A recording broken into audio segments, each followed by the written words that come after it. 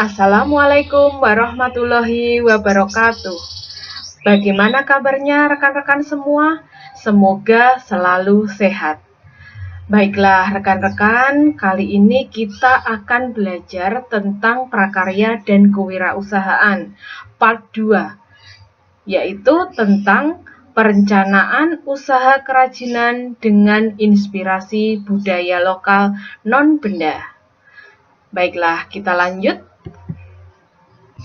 Ide, peluang usaha, dan analisis usaha.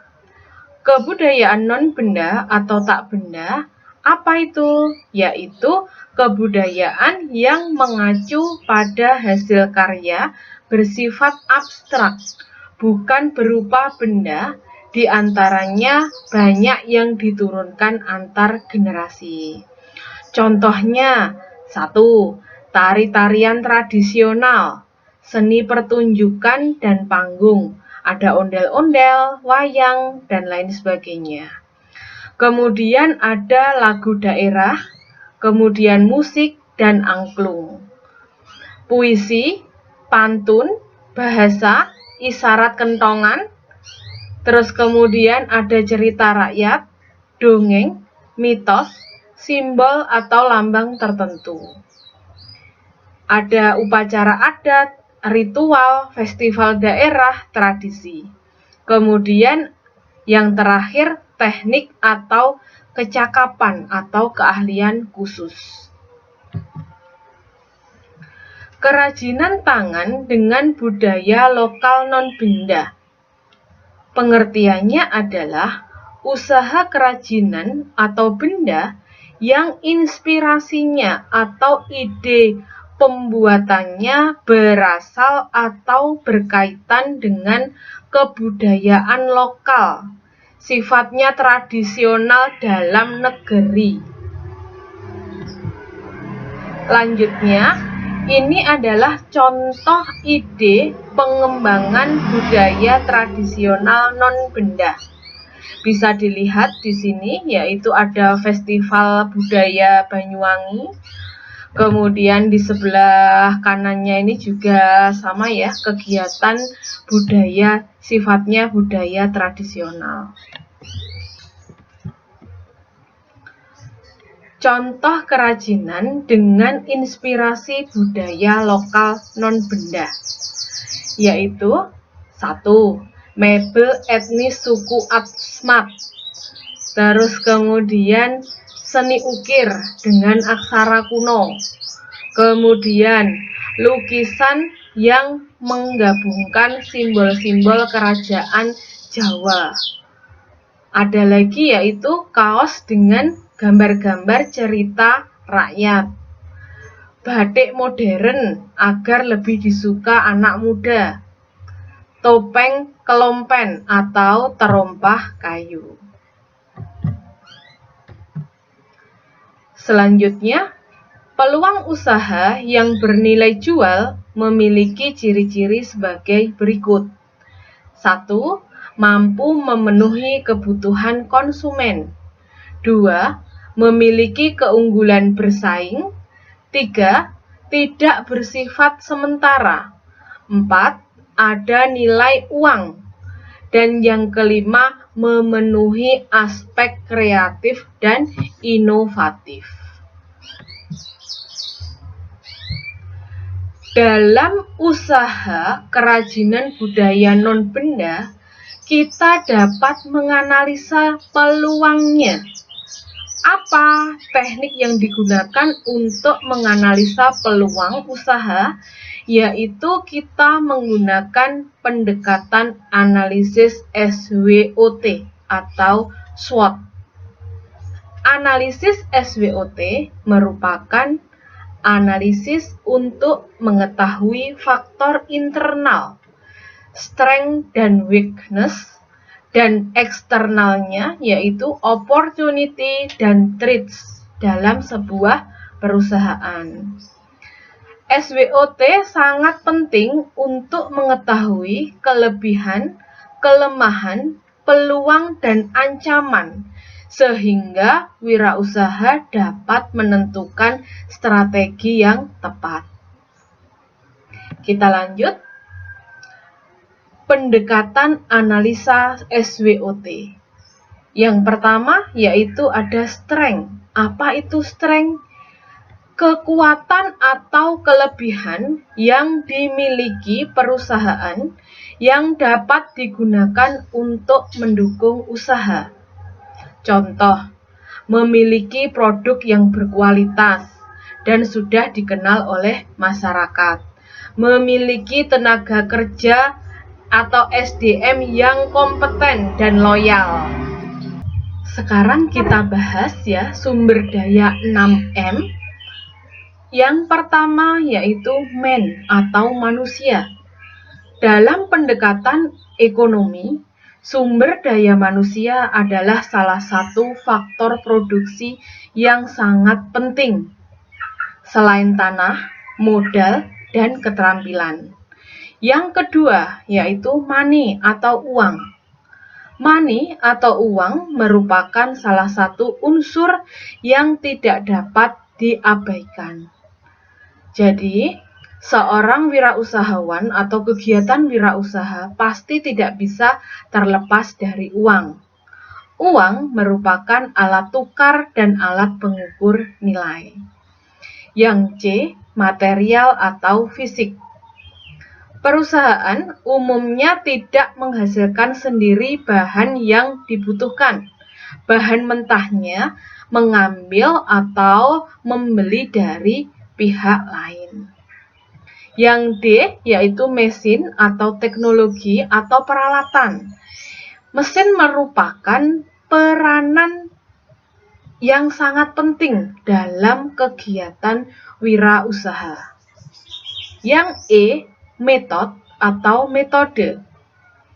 Metode sangat dibutuhkan agar mekanisme kerja berjalan efektif dan efisien. Dan yang terakhir adalah market atau pasar. Jika barang yang diproduksi tidak laku, maka proses produksi atau kegiatan wirausahanya akan terhenti. Selanjutnya yaitu administrasi kerajinan usaha terinspirasi budaya lokal non-benda.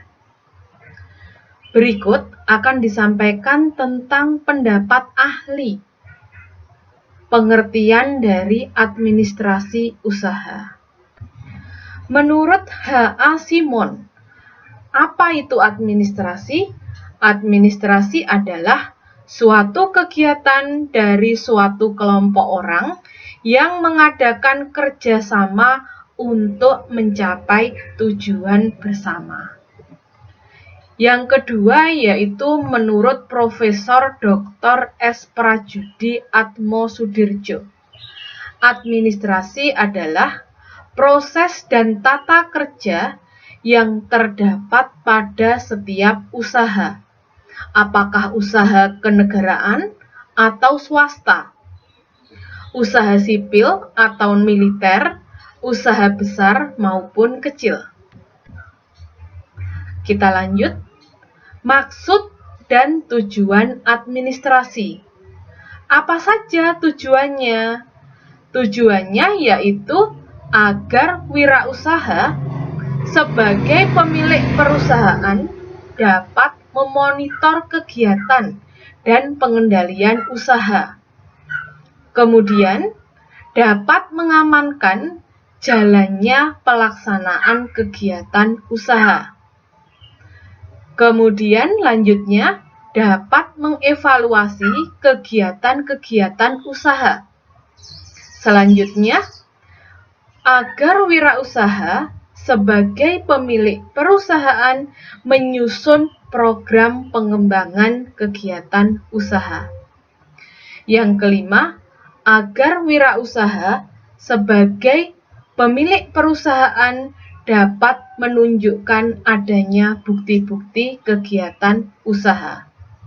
Dan yang terakhir yaitu tujuannya dapat mengembangkan dan pengendalian usaha yang dimilikinya. Unsur-unsur bidang administrasi. Apa saja unsurnya? 1. Pengorganisasian atau organizing. 2. Keuangan atau finansial. 3. Manajemen. 4. Kepegawaian atau personal. 5. Perbekalan atau logistik. Dan 6. Atau ketatausahaan atau recording. Lanjutnya yaitu komponen dan langkah-langkah perencanaan usaha. Komponen perencanaan usaha sangat diperlukan bagi seorang wirausahawan agar perusahaan atau bisnisnya berjalan sesuai dengan harapan. Istilah ini dikenal dengan business plan atau rencana bisnis. Rencana bisnis menjadi alat untuk menyatakan keyakinan akan kemampuan sebuah bisnis dalam memperkenalkan brand atau merek, kemudian menilai keuntungan yang memuaskan, dan menarik bagi penyandang dana atau investor.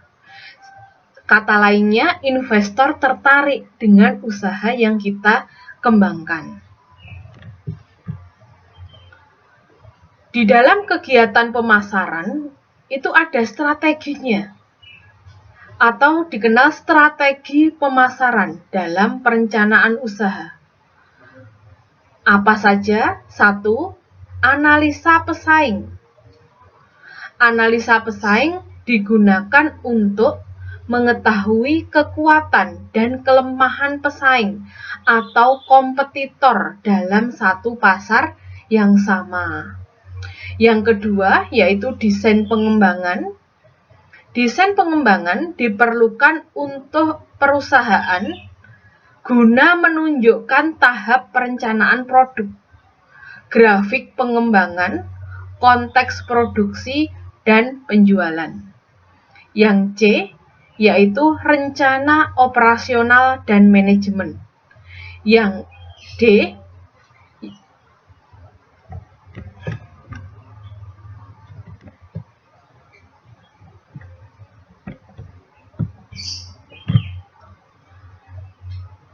Sudah, yang kita pelajari kali ini adalah sampai strategi pemasaran. Sampai ketemu di pembelajaran berikutnya, yaitu prakarya dan kewirausahaan tema kerajinan kelas 10 part 3. Tonton terus channel YouTube kami. Terima kasih. Wassalamualaikum warahmatullahi wabarakatuh.